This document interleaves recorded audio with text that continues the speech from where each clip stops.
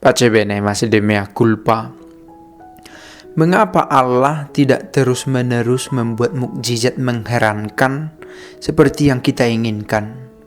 Mengapa Dia tidak sulap saja semua peristiwa sekarang ini supaya lebih nyaman untuk kita hidupi? Teologi spekulatif bisa saja mengatakan karena Allah ingin mengajari kita bahwa hal yang terutama adalah mencintai Dia, bukan mencintai mukjizatnya. Karena mencintai mukjizatnya itu berarti kita mencintai Allah karena kita mendapatkan sesuatu. Yesus tidak selalu membuat mukjizat mengherankan sesuai keinginan orang pada masanya. Karena Yesus menyadari bahwa orang mengikuti Dia karena mereka makan.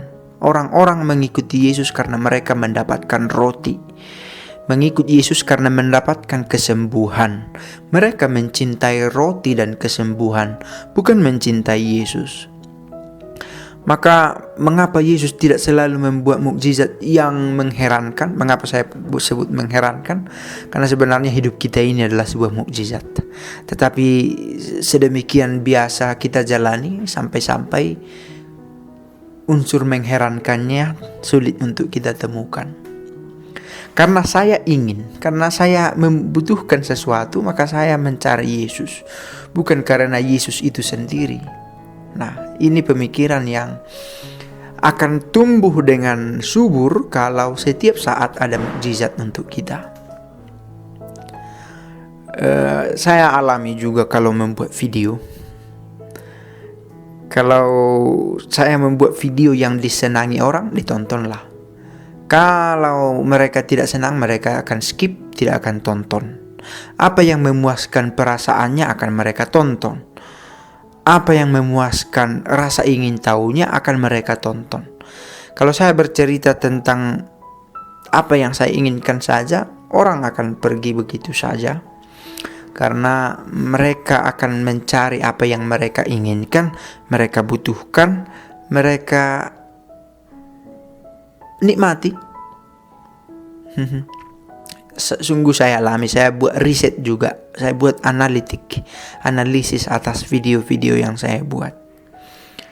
Dan mulai mengatur sama seperti Yesus diatur juga akhirnya oleh pengikut-pengikutnya.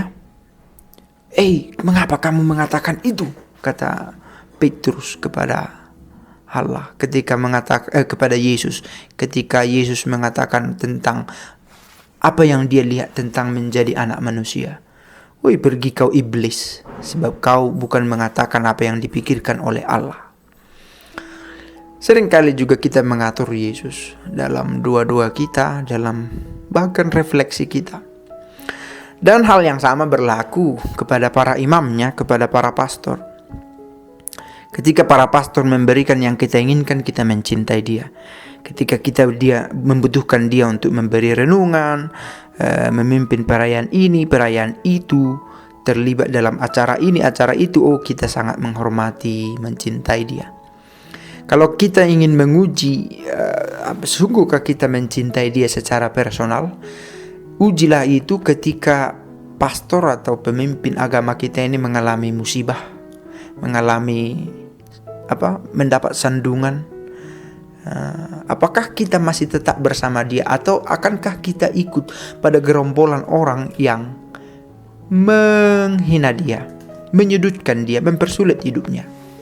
Saya pikir juga sudah saya ramalkan hidupnya akan buruk seperti itu. Kadang mungkin juga kita katakan. Dan saya juga mempersiapkan diri saya untuk hal seperti itu. Ketika saya membuat konten-konten religius di channel ini, saya berpikir bagaimana kalau kelak saya membuat sesuatu yang keliru, yang tidak disenangi oleh orang. Orang akan menghujat. Dan yang menghujat adalah orang yang selama ini mengikuti channel ini. Saya sudah duga dia akan seperti itu. Memang si mea culpa ini sudah saya lihat dari cara bicaranya. Dia ini gak jelas ini. Saya sudah melihat kemungkinan itu kalau suatu waktu misalnya saya mendapatkan sandungan atau tidak setia dengan panggilan, orang-orang akan berbicara dengan lantang. Saya sudah duga, pantas. Kalau ngomong dia itu mengajari hebat, tetapi melakukan tidak. Oke, tidak semua orang begitu. Sama seperti kita mengikut Yesus, ada yang mengikut Yesus karena dalam dirinya dia adalah Yesus, bukan karena mendapatkan mukjizat atau kebutuhan semata. Dan hal yang sama berlaku dalam peristiwa coronavirus ini.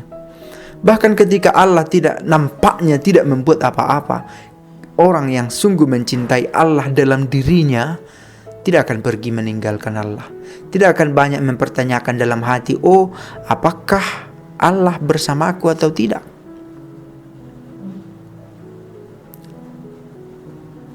Maka kita bisa mencoba mengoreksi relasi kita dengan Allah.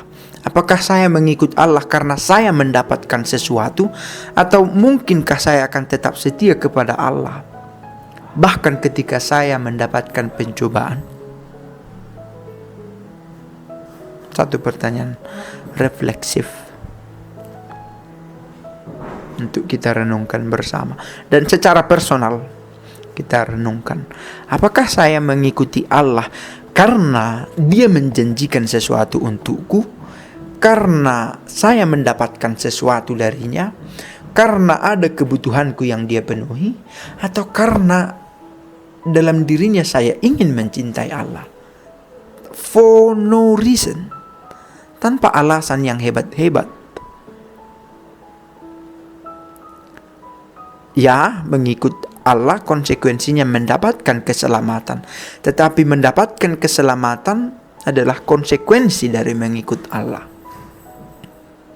Dua hal yang berbeda. Refleksi ini menjadi penting terutama dalam situasi prapaskah kita dan situasi yang sedang aktual kita hadapi. Selamat menemukan Allah dan mencintai orang-orang di sekitar kita for no reason. Bahkan ketika tidak ada alasan, selamat mencintai Allah. Pace bene.